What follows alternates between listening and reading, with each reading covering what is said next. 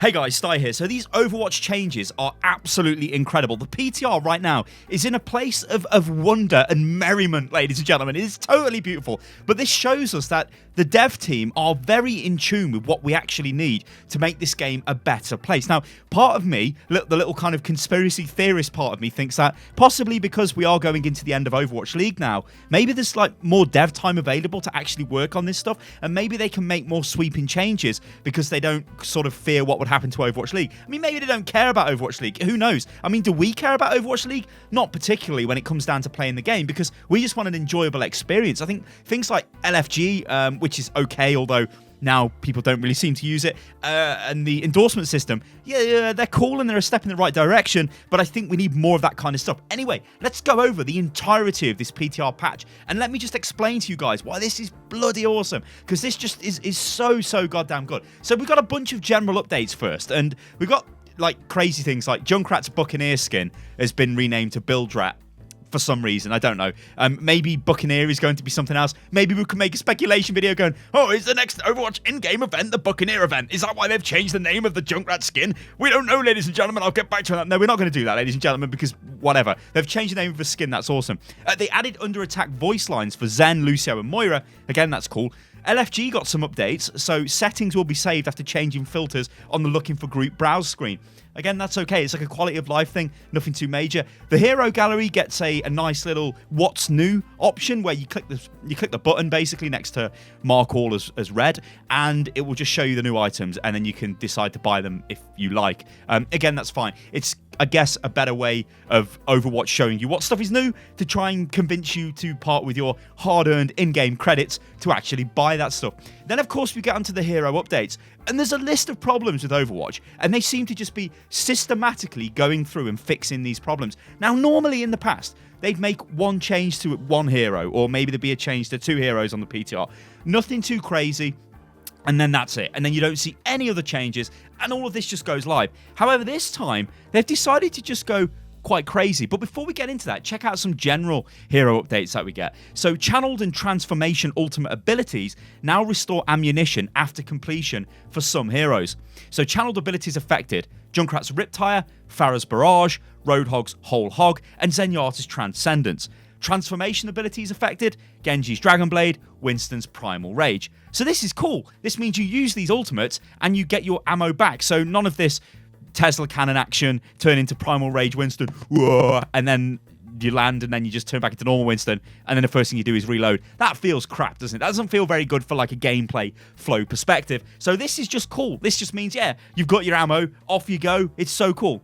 Then we get Anna, ladies and gentlemen, and this is like obviously huge. Now, a lot of these changes we've covered, but I just want to touch on them again, just so we can kind of appreciate how much has gone into this PTR update. It's just crazy. They're taking the game in the right direction. So Anna, Nano Boost, now instantly heals the target for 300. Awesome. Brigitte, Shield Bash. It's been nerfed. An extra second on the cooldown. Doomfist, Rocket Punch. No longer impacts Symmetra's Teleporter. Now destroys Symmetra's sentry turrets without stopping his movement. Quality of life. I mean, this is just... It's not really a buff, it's not really a nerf. It stops things being annoying, right? To be honest, when I played Doomfist, I would punch the teleporter because, to be honest, it's quite a good way of punching it to do damage to it, I think. At least that's what I was doing. But punching through turrets is good because she can throw them at you. Like a very clever Symmetra player would be like, oh yeah, there's a Doomfist, and the Doomfist is going to try and punch me. But you know what I'm going to do? I'm just going to throw one turret very slowly in his direction, so he'll just punch the turret and stop, and then I'll laugh at him. You can't do that no longer on PTR. Doomfist will go straight through your turret and punch you straight in the mouth, which is probably for the best. Hanzo's lunge ability, cooldown increased by 1 second. This is good because he had too much mobility. Moira's Biotic Grasp, passive energy regeneration rate increased from 2 per second to 2.4 per second. Cool. This gives her more healing power. This means she can heal more without having to do suck damage to get more heal power. So that's nice. A nice quality of life change, but it is a buff. A good buff.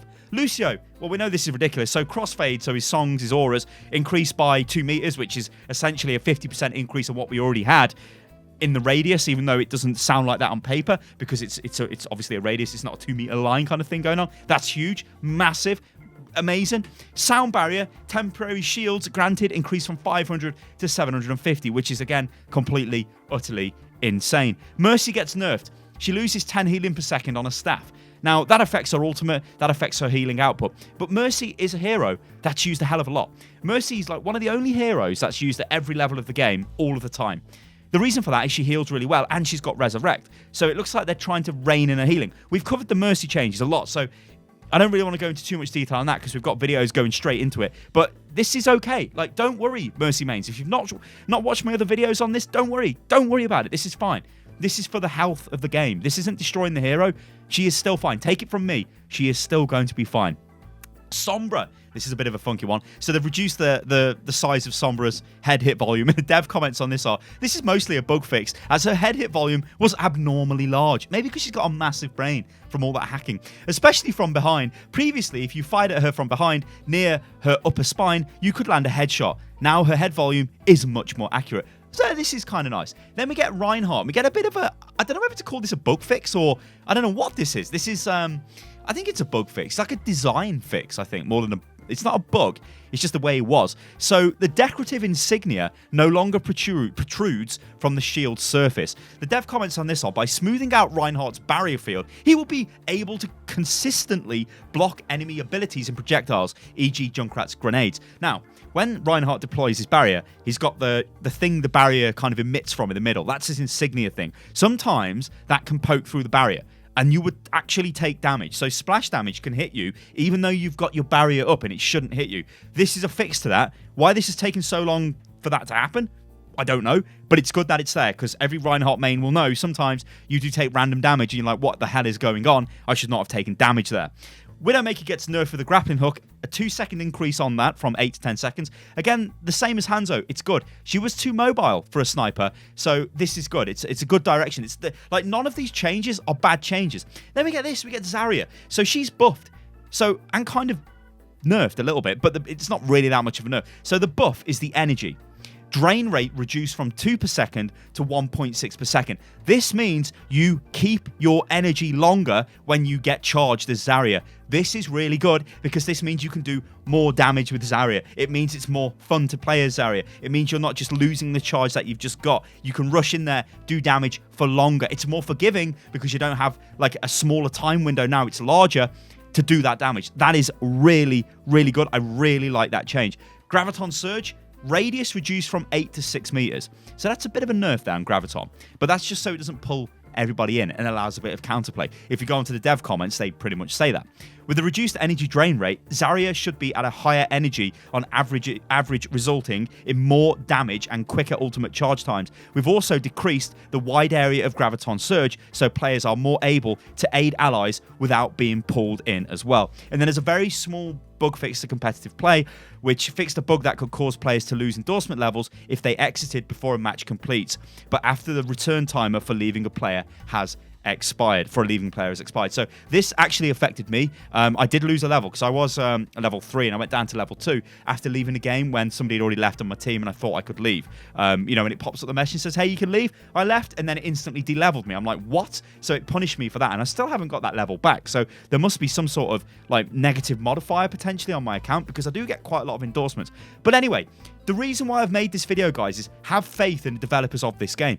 I'm not here just going like, oh yeah, Overwatch is so great. I've literally only made Overwatch videos for the last 3 years. Oh, they're awesome, they're great. No. I have made loads of videos criticizing their decisions, loads of videos talking about problematic changes, the game in a bad state. But what they've done here is given us a load of changes, and all of them everybody agrees with. I've never seen that before. Yeah, I know there's a bit of drama with Mercy. There's always drama with Mercy. Even if they said like, here's a change to Mercy and she can res 2 people, people would go ridiculously mental. That would be crazy OP, by the way. But even if it was positive, those people who moan about the negatives would still moan about the positives. You have to put faith in Blizzard. At the end of the day, they will look to the community for some advice. Now, they're not going to go, oh, I wonder what the latest video from Sty is, let's make that change. They're never going to do that.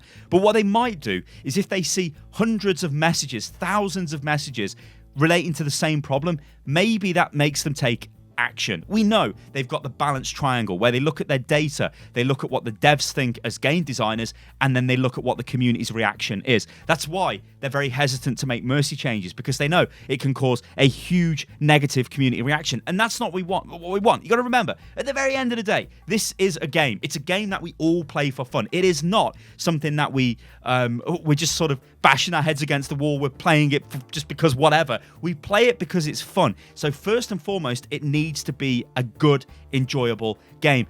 The last thing I want to end this video on is I've had a lot of messages off you guys saying these changes are great. I'm coming back to the game. I'm going to give Overwatch another go. To me, as somebody who always plays Overwatch, I find those messages strange in a way, because I am really caught up in the Overwatch world. Like, I don't play, like, every day I play Overwatch, right? There's never really a day where I don't play Overwatch unless I was ill or I've had to fly somewhere or something extreme like that. I always play this game. I love this game. I mean, there's no secret, right? You could probably say that people are playing other games. Maybe they're playing a bit more Fortnite. Maybe they play other games like that. People play games for fun. Blizzard need to make this game more fun, and I think these changes are great for that. So this is awesome, Blizzard. Cannot wait to see what other changes come out. Let me know what you think about all of this in the comments below, guys. This is undoubtedly the best update Overwatch has ever had, without it being, new hero or an in-game event or something like that, or addition of a major new feature. Just for balance reasons, this shows me that it's let me put faith back in the devs again. Not that I lost faith, but it's given me positive vibes, and that's all I could ask for. Ladies and gentlemen, I've been Stylosa, and I hope you enjoyed the video. If you did, then follow me on Twitter, which is @UnitLostGaming. And remember, you can click the bell, and that'll keep you updated on when all of my videos go live. And I'll catch you guys on the next one. Toodaloo.